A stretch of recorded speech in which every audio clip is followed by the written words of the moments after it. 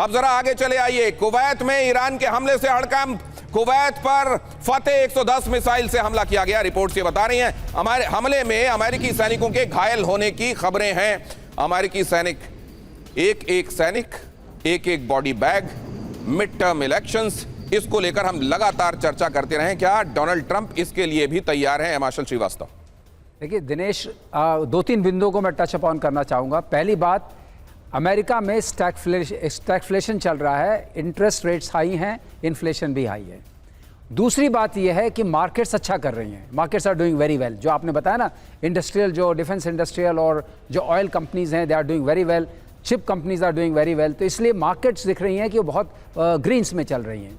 लेकिन तीसरी बात यह है कि अमेरिका जितना टाइम देगा ईरान को, उतनी ही उसकी क्षमता इन चीज़ों में, मारक क्षमता जो है बढ़ती जाएगी। और सुरंग ही नहीं खुल रहे हैं, वहाँ प्रोडक्शन भी हो रहा है।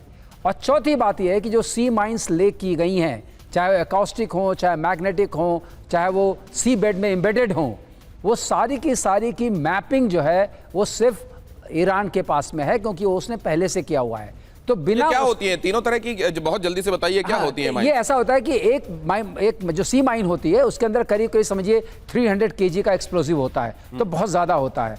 वो ट्रिगर होता है एकॉस्टिक से, मतलब अगर ध्वनि दिखाई, अगर कोई जहाज जा रहा है तो उसके प्रोपेलर की जो आवाज आएगी उससे वो ट्रिगर हो जाएगा एक प्रॉक्सिमिटी में आने में, इस समथिंग लाइक प्रॉक्सिमिटी फ्यूज। और दूसरा मैग्नेटिक होती है कि हल हमेशा जो है, unless it is sea mine रिवोल वाला जहाज है, हल हमेशा जो स्टील का होता है, तो वो जो है उसके साथ चिपक जाती है। और चिपकने के बाद जब कांटेक्ट हो जाता है तो आफ्टर सम टाइम एक्सप्लोड्स, तो वो बहुत घातक रहता है। और तीसरा, जो सी बेड में वो एंकर कर देते हैं, तो वो कांटेक्ट माइंस होती हैं। जब उनके पास कोई उनकी सबमरीन इस टाइप की कोई चीज नीचे जाती है, या हल जो बहुत नीचे तक होता है, अगर बहुत हैवी वो लार्ज कंटेनर है तो उसका हल बहुत नीचे होता है, कि यहाँ डेप्थ जो है वो कुछ जगहों पर ही बड़े 600 फीट के आसपास है, बाकी जगह शैलो है। इसीलिए 2 माइल की इनलेट वाला है, 2 माइल का सेपरेशन है और 2 माइल का आउटलेट का है।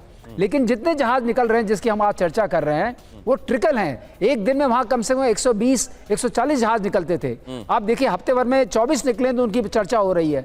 तो ये अपने आप में एक विश्व संकट भी पैदा कर रहा है। आर्थिक विश्व संकट ही नहीं, रिसेशन होगा। और रिसेशन का इंपैक्ट क्या पड़ेगा? अमेरिका पर सबसे ज्यादा पड़ेगा, क्योंकि America is mostly import centric country. अगर वो तेल बेच भी लेते हैं अपना हाई प्राइसेस पे, लेकिन यहाँ क्या होगा? और ईरान ने एक चैलेंज खड़ा कर दिया अमेरिका के सामने कि अगर आप हमें मारेंगे तो हम आपके एसेट्स को मारेंगे गल्फ कंट्रीज में, जीसीसी कंट्रीज में।